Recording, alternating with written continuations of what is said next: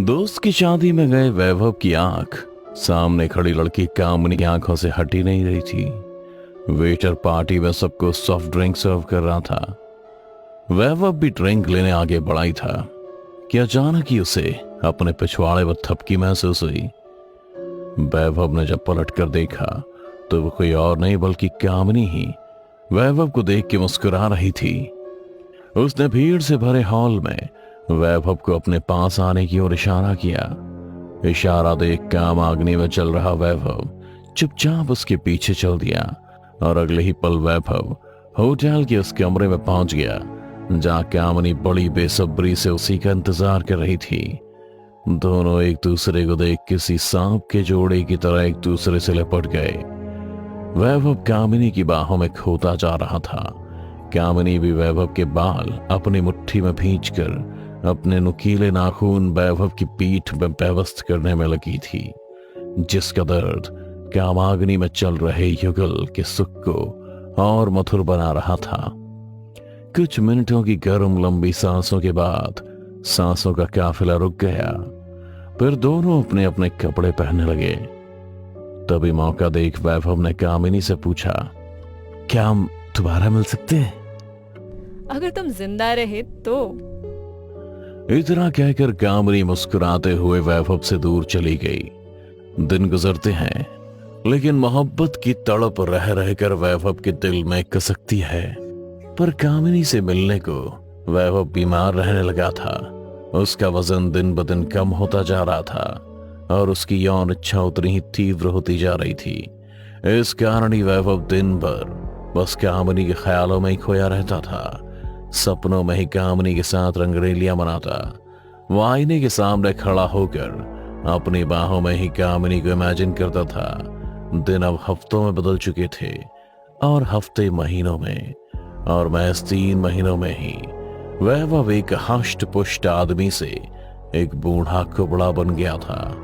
अब वैभव को कुबड़ा बने हुए 13 साल हो गए हैं और इन 13 सालों में वैभव का एक तरफा प्यार कब नफरत में बदल गया उसे पता ही नहीं चला, क्योंकि उसकी हालत देख दुनिया ने उसे समाज से बहिष्कार कर दिया था।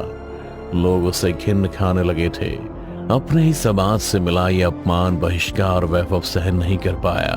वो ट्रेन की पटरी पर लेटा आने वाली ट्रेन के साथ अपनी मौत का इंतजार कर रहा था कि अचानक ही किसी की आवाज सुनाई दी।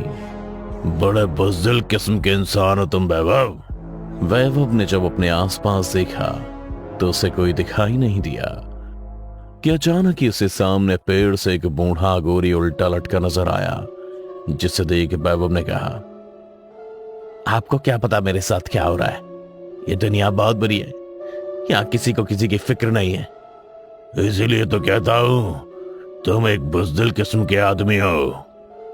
बूढ़े गोरी की बात सुन वैभव गुस्से में आ गया। उसे जब खुद पर कंट्रोल नहीं हो रहा था तो उसने गुस्से में ट्रेन की पटरियां उठाकर उसे अलग अलग दिशाओं में फेंक दिया। फिर तमतमाता हुआ घोरी की ओर बढ़ने लगा।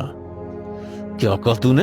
मैं बुज़दिल हूं? रख, अभी तुझे मजा चखाता हूं। वैभव अभी अघोरी के पास पहुंचा ही था कि तभी अघोरी ने अपनी आंखें बंद की और एक मंत्र बुदबुदाने लगा, जिससे वैभव हवा में और छटपटाने लगा।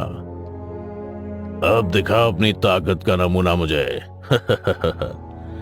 वैभव ने पहले तो उस अघोरी को खूब पकड़ने की कोशिश की, लेकिन जब वो नाकामयाब रहा तो उसने अपनी हार मानते हुए कहा, आप कौन है और मुझे मारना क्यों चाहते? मुझे मारना क्यों चाहते? तुम दुनिया से दूर हुए हो, दुनियादारी से नहीं, और मरना तो तुम खुद चाहते थे। मैंने तो तुम्हें बचाया है, फिर तुम मुझे क्यों दोष दे रहे हो? तुम इंसान भी ना हमेशा अपनी हार की वजह दूसरों को ही बताते आए हो और बताते रहोगे। अघोरी की सारी बात सुन वैभव बीच हवा में रोने लगा था। वैभव की आंखों से आंसू गिरते देख अघोरी ने उसे नीचे उतार दिया। इससे पहले कि वैभव अघोरी से कुछ कहता, अघोरी ने वैभव को संभालते हुए कहा, मुझे पता है एक डायन ने तेरे साथ संभोग कर तुझसे तेरी जवानी हमेशा हमेशा के लिए छीन ली और तुझे कुबड़ा बना दिया। नहीं नहीं, ऐसा नहीं हो सकता, वो मेरे से प्यार करती है, वो एक दिन मेरे पास जरूर आएगी। क्या कहा? वो डायन तेरे पास वापस आएगी? वैभव की बात सुना घोरी जोर जोर से हंसने लगा था। उसे इस वक्त वैभव पर तरस आ रहा था, पर अघोरी को खुद पर हंसता हुआ देख वैभव का खून खौलने लगा। वो गुस्से में अघोरी को लात मारने जा रहा था, लेकिन अचानक यह अघोरी हवा में अदृश्य हो गया और लात सीधी पेड़ में जा लगी और पेड़ 2 टुकड़ों में टूट नीचे गिर गया। पेड़ को इस तरह से टूटता देख वैभव भी दंग था। वो कुछ समझ पाता इससे पहले उसने अपने पीछे किसी को कहते सुना, उस डायन ने भले ही तुझसे तेरी जवानी छीन ली हो, पर तुझे एक वरदान से भी नवाजा है।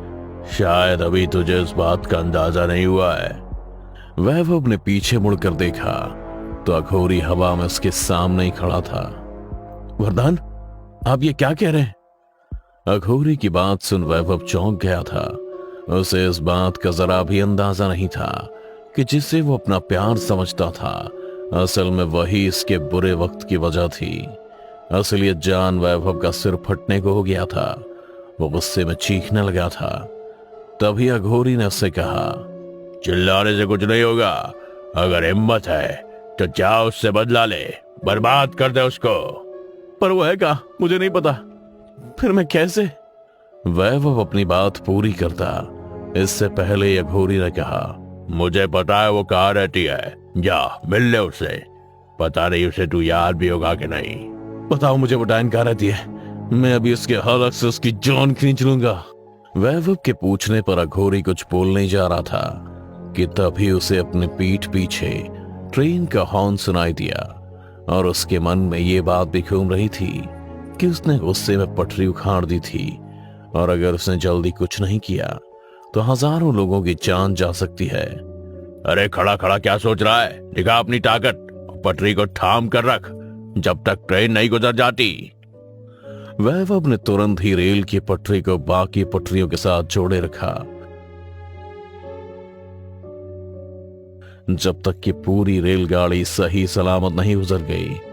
हजारों लोगों की जान बचाने के बाद वैभव का अघोरी की बात पर यकीन हो गया था कि सच में डायन ने उससे उसकी जवानी लेकर उसमें 10 हाथियों की ताकत फूंक दी है। रेल के गुजरने के बाद वैभव ने अघोरी से उस डायन का पता पूछा। इस पर अघोरी बोला, वो डायन आज भी ताड़का वन में अनजान मर्दों के साथ संभोग कर उनसे उनकी जवानी छीन रही है। ताड़का वन का नाम सुनते ही वैभव सीधा ताड़का वन के लिए निकल गया। वो जंगल पहुंचा तो उसे वहां अजीब अजीब सी आवाजें सुनाई थी। बहुत से काले साए वैभव का खून पीने उसके इर्द गिर्द मंडरा रहे थे, मगर वैभव जरा भी नहीं डरा। वो बस कामिनी को ढूंढता जंगलों में भटक रहा था कि अचानक उसे झाड़ियों में से कुछ आवाजें सुनाई थी। वैभव ने जब पास जाकर देखा तो कामिनी किसी गैर मर्द के साथ संभोग लीला में व्यस्त थी। कामिनी के चेहरे पर कामुकता के भाव देख वैभव का खून खौल गया। वो तुरंत ही गुस्से में कामिनी के पास गया और उसके ऊपर से उस गैर मर्द को पकड़ कहीं दूर पटक दिया। कामिनी भी वैभव को देख सब कुछ समझ गई थी। कामिनी अभी भी उतनी ही जवान और कमसिन थी। उसने वैभव को फिर से अपनी अदाएं दिखानी शुरू कर दी। कामिनी वैभव के जिस्म को छू उसे उत्तेजित करती जा रही थी, पर वैभव का गुस्सा कम होने का नाम नहीं ले रहा था। जब कामिनी वैभव के बहुत करीब आ गई तो वैभव ने कामिनी को गर्दन से पकड़ उसे हवा में उठा दिया। बोल, क्यों किया तूने मेरे साथ? मुझसे मेरी जवानी छीन मुझे कुबड़ा बना दिया। मेरी हालत देख, दुनिया मुझे नकारती रही और मैं पागल तुझसे बेइंतहा प्यार करता रहा, और मैं तो तेरे लिए बस एक रात का मजा था और कुछ नहीं। इतना कहकर वैभव ने कामिनी को खुद से दूर धकेल दिया। कामिनी भी वैभव से आजाद होकर अपनी आंखें बंद कर मंत्रों का उच्चारण करने लगी और ताड़का के जंगल में बसे सभी शैतानी ताकतों का आह्वान कर उन्हें अपने वश में कर लिया और एक के बाद एक शैतानी ताकतों के साए को वैभव पर छोड़ती जा रही थी। तू इसी लायक है और मैं चाहती तो तुझे उसी रात खत्म कर देती, पर तेरी आंखों में मासूमियत देखकर मुझे तुझ पर तरस आ गया था। कामिनी गुस्से में वैभव से कहती हुई अपने काले सायों से उसके जिस्म को चीर रही थी, पर वैभव ने भी हार नहीं मानी। वो भी पूरे जी जान से उन काली शक्तियों का डटकर सामना कर रहा था। पर मेरे लिए वो एक रात का मजा नहीं था। मैं तुमसे प्यार करने लगा था। तुम्हारी दी हुई इस एक रात के सहारे मैंने कई साल गुजारे हैं, और शायद मैं उन्हीं यादों के सहारे चैन से मर भी जाता। लेकिन जब मुझे पता चला कि तुम्हारा तो ये पेशा है, तुम ऐसे ही मर्दों के साथ संभोग करके उनकी जवानी छीनती उनसे, तब मेरा प्यार मेरा बदला बन गया, और यही बदला मैं तुमसे लेने आया हूं। वैभव में 10 हाथियों का बल था, जिससे वो वापस कामिनी की गर्दन तक पहुंच गया और उसका गला दबाने लगा, उसकी सांसें छीनने लगा। पर कामिनी ने भी हार नहीं मानी थी। उसने अपनी एक आखिरी चाल चली और ताड़का वन के पेड़ों को अपने वश में कर उसने वैभव पर हमला करवाया। पेड़ों के हमले से वैभव की छाती में नुकीली उकीली लकड़ियां आर पार घुस चुकी थी, जिनसे बेतहाशा खून निकल रहा था। पर ताड़का वन के पेड़ जितना वैभव को चोट पहुंचाते, वैभव कामिनी की गर्दन पर उतनी अपनी पकड़ मजबूत कर देता। कामिनी के जिस्म में अब बस चंद सांसें बाकी थी, जिन्हें समेट कामिनी ने मुस्कुराते हुए वैभव से बस इतना कहा, शुक्रिया वैभव। और कामिनी दुनिया छोड़कर चली गई। वैभव भी कामिनी की खुली आंखों को बस एकटक देख ही जा रहा था, ठीक वैसे ही जैसे कोई अपने प्यार को देख रहा हो। बस वैभव के साथ फर्क इतना था कि उसने अपने एक तरफा प्यार को खुद मारा था। वैभव की आंखें नम थीं, और तभी उसने अपने पीछे से किसी को कहते सुना, शुक्रिया वैभव, तुम्हारा एहसान मरने के बाद भी हमारे साथ रहेगा। वैभव ने जब पीछे मुड़कर देखा तो उसके पैरों तले जमीन खिसक गई, क्योंकि पीछे वही अघोरी खड़ा था जिसने उसे कामिनी का पता बताया था। अघोरी तो तूने मेरे से ये सब जानबूझकर करवाया? नहीं वैभव, जिस कामिनी से तुम प्रेम करते हो उसी कामिनी से मैं भी प्रेम करता था, और असल में उसका नाम कामिनी है भी नहीं, बल्कि वो तो कामयण काल से इसी जंगलों की एक राक्षसी है, त्रिमुंडा, जिसे वरदान था कि वो संभोग से किसी की भी जवानी छीन सकती है।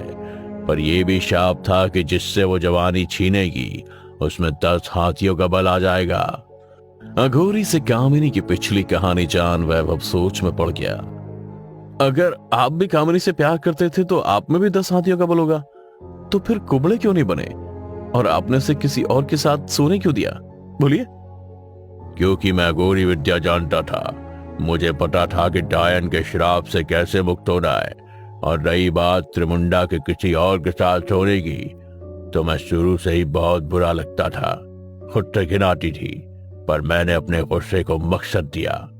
कामिनी जिसके साथ भी संभोग करती उसे 10 हाथियों का बल मिल जाता। उसके बाद मैं उसे जान से मारने का काम करता था, और कामिनी भी यह बात जानती थी। फिर तो तुम मुझे भी मारने आए होगे? हाँ आया था, पर जिस तरह से मैंने तुम्हें कामिनी को याद करते हुए देखा, मुझे मेरे दिन याद आ गए थे। वही शिद्दत, वही पागलपन, इसलिए मैंने तुम्हें कामिनी को मारने के लिए कहा, और तुमने कामिनी को मुक्ति दे दी। वैभव अघोरी से कामिनी की सारी कहानी जान चुका था। उसने मुस्कुराते हुए अघोरी से बस इतना ही कहा, कामिनी मरी नहीं है, वो आज भी जिंदा है हमारे दिल में, और हमेशा जिंदा रहेगी।